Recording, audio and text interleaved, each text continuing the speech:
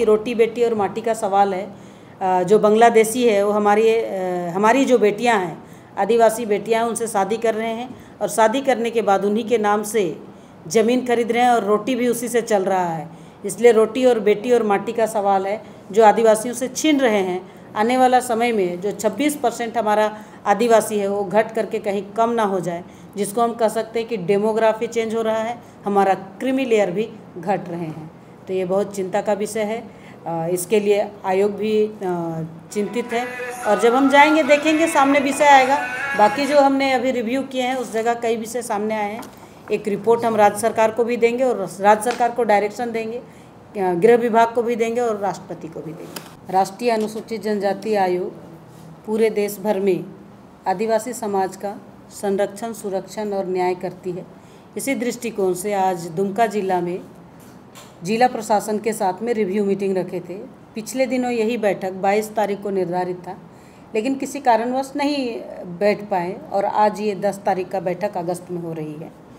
और ये बैठक होने के बाद मैं आपको बताऊं कि सारे डिपार्टमेंट का हमने रिव्यू लिया है कि आदिवासी समाज तक कितना योजना गांव तक पहुंच पाई है, आम जनता तक पहुंच पाई है, विशेषकर अनुसूचित जनजाति के समुदाय के लोगों तक कितना पहुंच पाई है, इनकी हमने जानकारी ली। लेकिन मैं आपको बताना चाहती हूँ, यह बहुत ही दुर्भाग्य की बात है कि अगर एजुकेशन की हम बात करते हैं तो सबसे प्राइमरी स्कूल से लेकर के मिडिल स्कूल और मिडिल स्कूल से लेकर के +2 हाई स्कूल तक की बात करेंगे।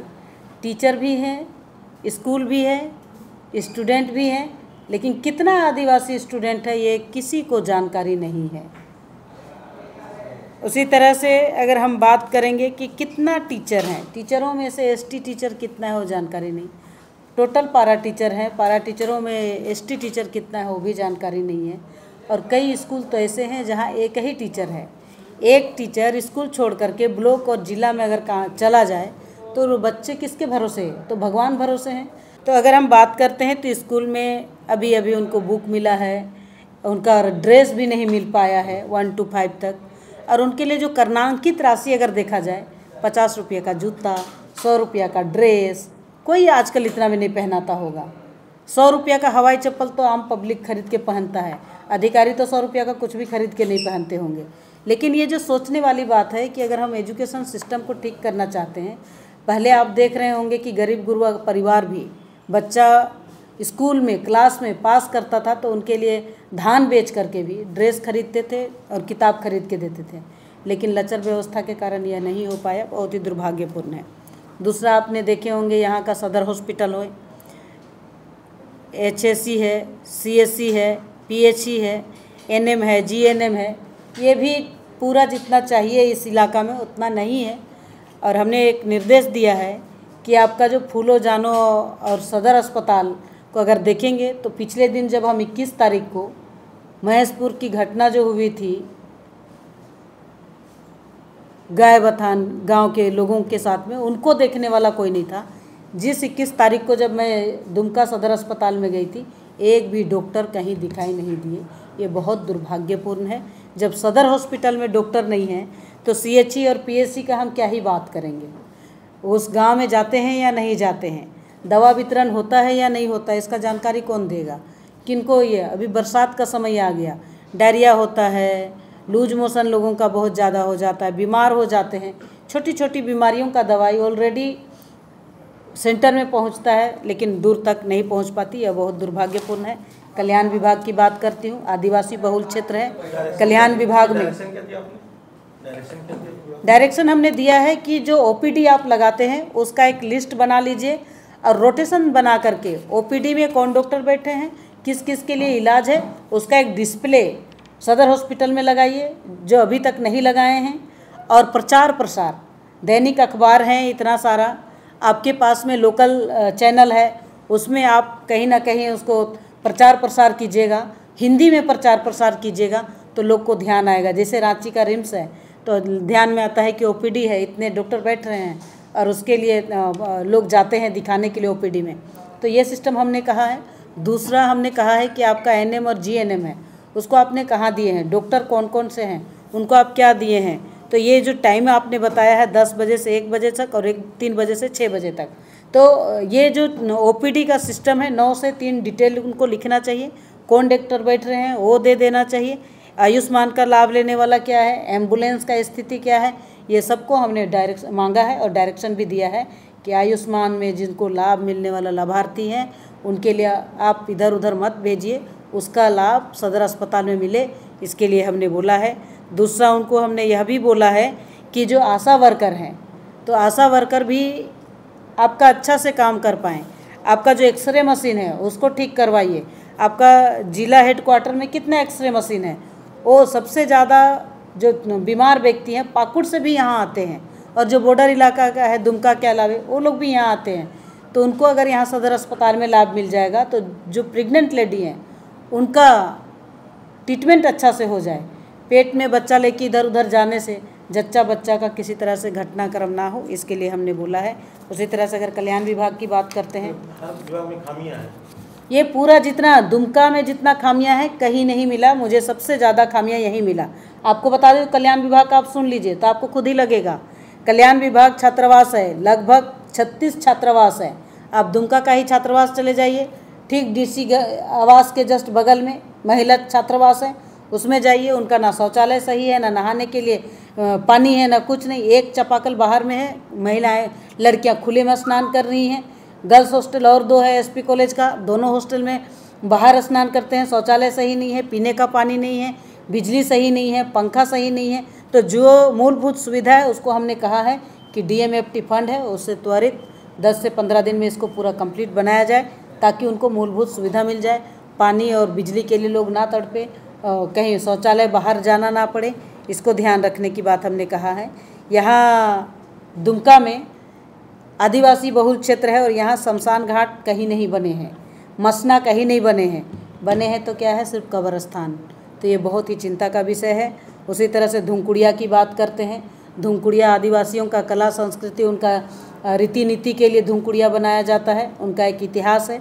वो ना बना करके आदिवासी कला संस्कृति संस्थान बनाए हैं, लेकिन ऐसा जगह पर आदिवासी कला संस्कृति बने हैं जहाँ आदिवासी ही नहीं है। तो ये जो विषय है यहाँ समाज कल्याण विभाग का भी वही स्थिति है। खाद्य आपूर्ति की बात करेंगे तो FCI गोडाउन से लेकर के PDS दुकान तक भ्रष्टाचार दिखाई दिया। आप FCI गोडाउन में भी अगर आप चले जाएंगे तो यहीं से आपका काटा कम होता है, और क्या बोलते हैं PDS में प्रत्येक कार्ड पर 3 kg चावल कम दिया जाता है। तो ये इसको हमने जांच करने के लिए दोनों जगह बोले हैं। और जिस तरह से PBTG का परिवार है 8,997 परिवार जो कार्ड धारक हैं, उनके लिए जो डाकिया योजना है, यहाँ MO का भी कमी है, किसी जगह MO नहीं है, सभी जगह BDO और CO ही चार्ज पर हैं। ऐसे डाकिया योजना में भी BDO और CO ही देखते हैं। उसमें JSLPS की जो महिलाएं हैं वो लोग राशन बांधती है और वो बांटते हैं। तो ये स्वच्छता पेयजल की बात करेंगे, चापानल जैसे 8 चापानल किसी गांव में है लेकिन चलता 2 है, बाकी सब ऐसे पड़ा हुआ है।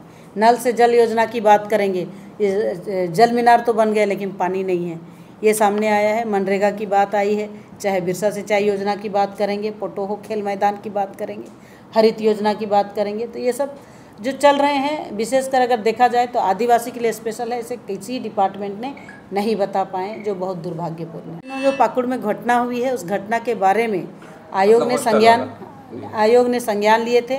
राज्य के DGP को, चीफ सेक्रेटरी को, जिला के SP को और DC को नोटिस किए थे। उन्होंने जवाब दिए हैं और कहे हैं कि जो घटना हुई है गलत नहीं है, सही है, लेकिन मारने वाला कौन है उनके बारे में कोई जानकारी नहीं दिए हैं। और आयोग इसको बहुत गंभीरता से ली है, स्वतः संज्ञान ली है, और आयोग इसके लिए एक जांच करने के लिए, एक वहाँ उनसे मिलने के लिए और उनको न्याय और हक दिलाने के लिए आयोग वहाँ आ रही है, अध्ययन करेगी, जानकारी लेगी, फिर केंद्र सरकार को, राज्य सरकार को, और 3 सदस्यीय टीम है और सभी अधिकारी लोग हैं। हम 12 तारीख को विजिट करेंगे पाकुड़ का।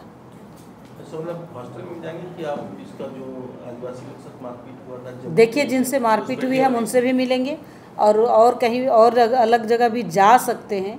ये जब हम रिपोर्ट देंगे उस समय आपको बताएंगे। हमारा स्टे दुमका में ही है, आपको हम समय समय पर ये जानकारी देते रहेंगे। ये जो कल्याण विभाग के लेडीज़ हॉस्टल के बारे में बता रहे थे छात्राओं का, तो इसको कितना आप लापरवाही मानते हैं? ये पूरी तरह लापरवाही है। यहाँ किसी को कोई जानकारी नहीं है। जिला प्रशासन में इतने लोग बैठे हैं, बगल में डीसी का ही आवास है, आप वहीं जाके देख लीजिए। आप बगल से घुस जाइए, बिल्डिंग का स्थिति कितना जर्जर अवस्था में है। ऊपर से कोई पानी नीचे फेंकता है तो उनको पानी निकालने का जगह नहीं है। आप शौचालय चले जाइए, शौचालय का सारा फोटो हमने खींच करके लाए, हम तो खुद विजिट किए हैं, कहीं उनका शौचालय सही नहीं है।